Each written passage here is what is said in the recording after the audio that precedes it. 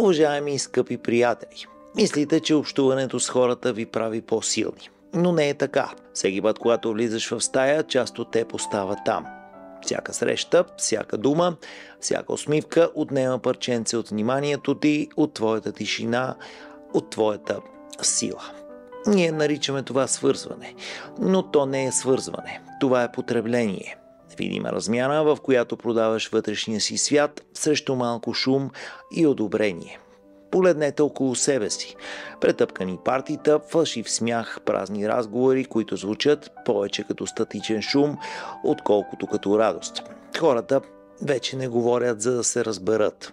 Те говорят, за да избягат от мълчанието. Защото мълчанието показва кои са те наистина, а повечето не могат да го понесат. Казваш, че си социален, за да не полудееш. Но забелязал ли си колко изтощен се чувства след това? Как нещо в теб се свива, избледнява след часове на преструвки и съгласие. Това, приятели, не е нормално. Това е ерозия. Шопенхауер е видял това преди векове. Той е писал, че човек може да бъде себе си само когато е сам. Той е знаел истината, която обществото още отрича, че постоянната социализация не изгражда ума, а го притъпява. Тя те учи не да мислиш, а да се харесваш. Не да търсиш дълбочина, а одобрение, защото всяка група има цена. Съгласие. Колкото повече принадлежиш, толкова по-малко си себе си. Ти не си роден, за да повтаряш мислите на другите. Роден си, за да създаваш свои.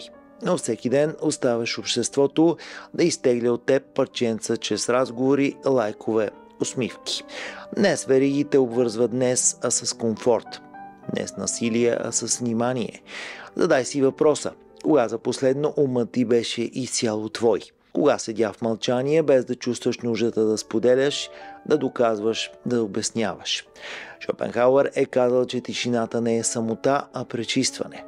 В нея умира подражанието и се ражда мисълта. Точно за това велики умове като Ницше, Юнг, Леонардо да Винчи са се отдръпвали от света. Не от гордост, а от необходимост. Те са знаели, че креативността не оцелява под прожекторите. Тя расте единствено в тишината. Не можеш да мислиш дълбоко, ако умът ти непрестанно се наглася спрямо другите. Не можеш да чуеш себе си, ако непрекъснато слушаш света. И всеки разговор, всяка социална роля леко огъва ума ти, докато не се изгубиш в отраженията на другите. Модерната психология го нарича социално подражание. Твоят мозък копира другите, за да бъде приет. Смее се, когато е забавно, кима, когато не е съгласен. И всяко това малко предателство към себе си се възнаграждава с допамин, химията на одобрението. И така се ражда зависимост. Не към хората, а към усещането да бъдеш приет. А това, приятели, е най-финната форма на контрол. Веригата на аплодисментите.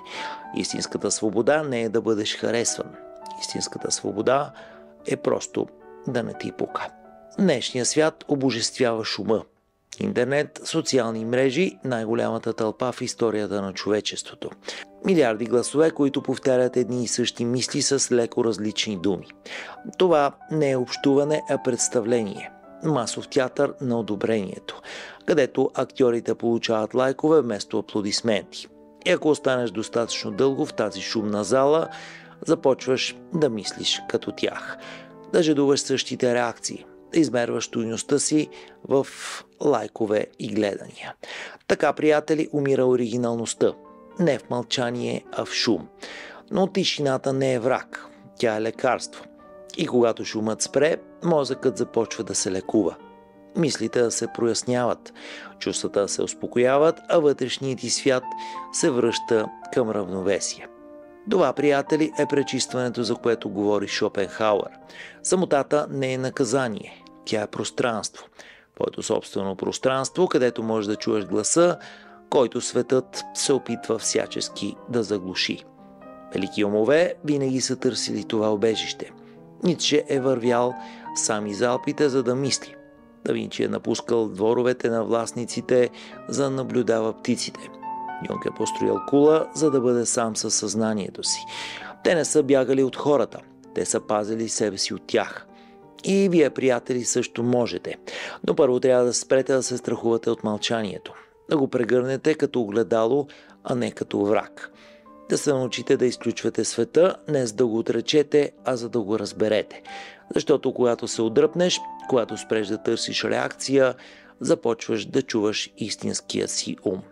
Първо той е тих, несигурен, после става ясен, силен, докато един ден разбираш, че вече не жадуваш да бъдеш разбран, а единствено да бъдеш недокоснат.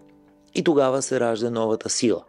Силата на човека, който не може да бъде контролиран чрез похвала или вина, който не се нуждае от аплодисменти, за да знае своята стойност, който може да си тръгне без да поглежда назад. Шопенхауер, приятели, е казал, че когато щастието ти идва отвътре, ставаш плашещо свободен. Никой не може да те използва, за да те купи и да те накара да се съмняваш в себе си. Защото ти не си продукт на разговори, а крепост на мисълта. Чак тогава осъзнаваш, че мълчанието ти не е празнота, то е сила. Светът боготвори изразяването, но истината рядко крещи. Тя единствено шепне. И само тихият ум може да я чуе. Затова затвори телефона, изключи шума, остани сам не за да избягаш, а за да се възвърнеш.